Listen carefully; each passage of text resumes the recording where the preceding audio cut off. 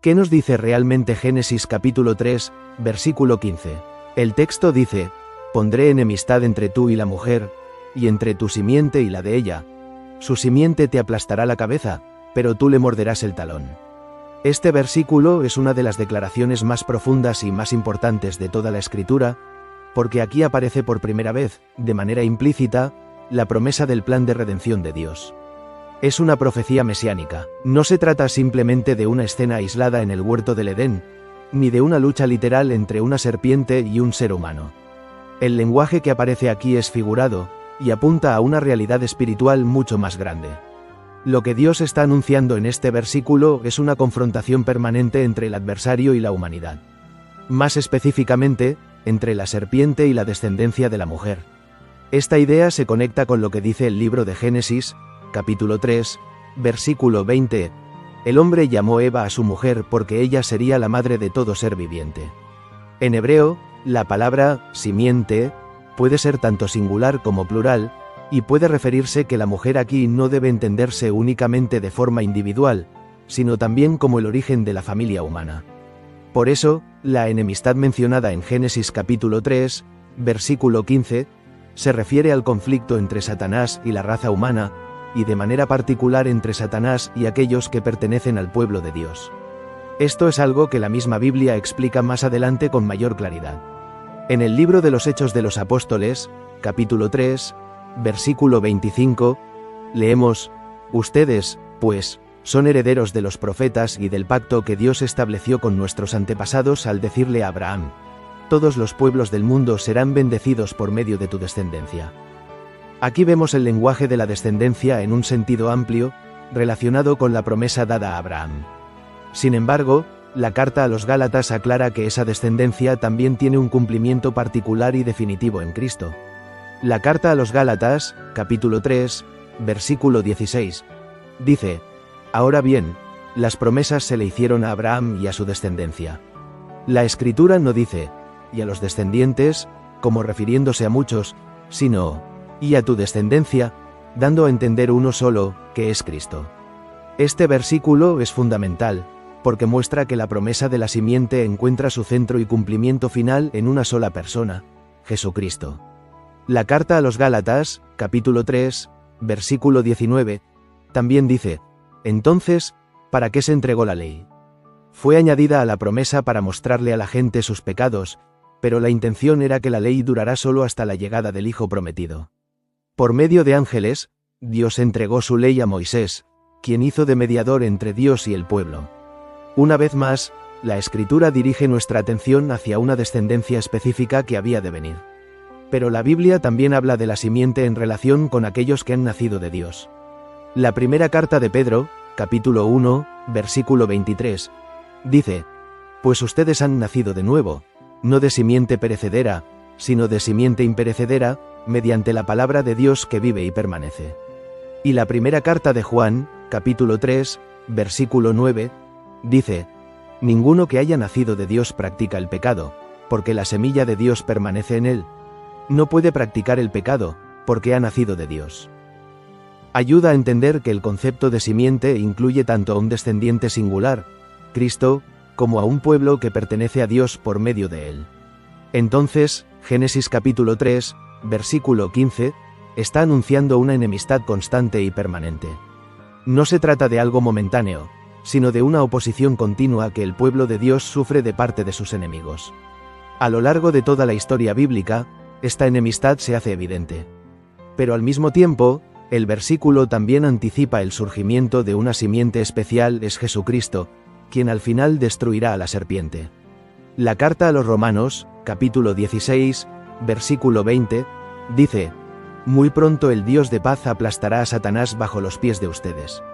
Que la gracia de nuestro Señor Jesús sea con ustedes. Esta promesa muestra que la derrota de Satanás está asegurada. El libro de Apocalipsis, capítulo 12, versículos 9 y 10, dice: y fue lanzado fuera el gran dragón, la serpiente antigua, que se llama Diablo y Satanás, el cual engaña al mundo entero, fue arrojado a la tierra, y sus ángeles fueron arrojados con él. Entonces oí una gran voz en el cielo, que decía: ahora ha venido la salvación, el poder, y el reino de nuestro Dios, y la autoridad de su Cristo, porque ha sido lanzado fuera el acusador de nuestros hermanos, el que los acusaba delante de nuestro Dios día y noche. Fíjate cómo Apocalipsis identifica claramente a la serpiente antigua con el diablo y Satanás. Esto confirma que Génesis capítulo 3, versículo 15, no habla simplemente de un animal, sino del verdadero enemigo espiritual detrás de la tentación y la caída. La carta a los Hebreos, capítulo 2, versículo 14, lo dice con total claridad, así que, por cuanto los hijos participaron de carne y sangre, él también participó de lo mismo, para destruir por medio de la muerte al que tenía el imperio de la muerte, esto es, al diablo. Aquí vemos algo glorioso.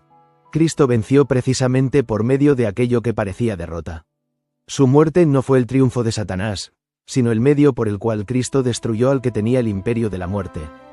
Por eso, Génesis capítulo 3, versículo 15, contiene la primera promesa implícita del plan de redención de Dios para el mundo. Desde el mismo momento en que el pecado entró en la historia humana, Dios anunció que habría victoria final para la humanidad redimida y para él mismo sobre Satanás y sobre el mal. El versículo profetiza un conflicto espiritual entre la simiente de la mujer, es decir, el Señor Jesucristo, y la simiente de la serpiente, es decir, Satanás y sus seguidores. Aquí también se nos anticipa que Cristo nacería de mujer. Esto más adelante es reafirmado de una manera extraordinaria. El libro de Isaías, capítulo 7, versículo 14, dice: Por tanto, el Señor mismo os dará señal. He aquí que la Virgen concebirá, y dará a luz un hijo, y llamará su nombre Emanuel. Esa promesa encuentra su cumplimiento en el Nuevo Testamento. El Evangelio según Mateo, capítulo 1, versículos 20 al 23, dice: Y pensando él en esto, he aquí un ángel del Señor le apareció en sueños y le dijo: José, hijo de David, no temas recibir a María tu mujer, porque lo que en ella es engendrado, del Espíritu Santo es. Y dará a luz un hijo, y llamarás su nombre Jesús, porque él salvará a su pueblo de sus pecados. Todo esto aconteció para que se cumpliese lo dicho por el Señor por medio del profeta, cuando dijo: He aquí, una virgen concebirá y dará a luz un hijo, y llamarás su nombre Emanuel, que traducido es, Dios con nosotros. Así que desde Génesis ya se estaba anunciando que el Redentor vendría de una mujer. Y también se anunciaba que sería herido. Cuando el texto dice que la serpiente heriría a su talón, eso apunta al sufrimiento real del Mesías.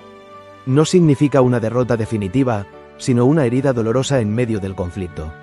Esto se cumple de manera suprema en la crucifixión de Cristo. El libro de Isaías, capítulo 53, versículo 5, dice: Mas el herido fue por nuestras rebeliones, molido por nuestros pecados, el castigo de nuestra paz fue sobre él, y por su llaga fuimos nosotros curados. Cristo fue herido, sí, fue traspasado, sufrió, fue crucificado.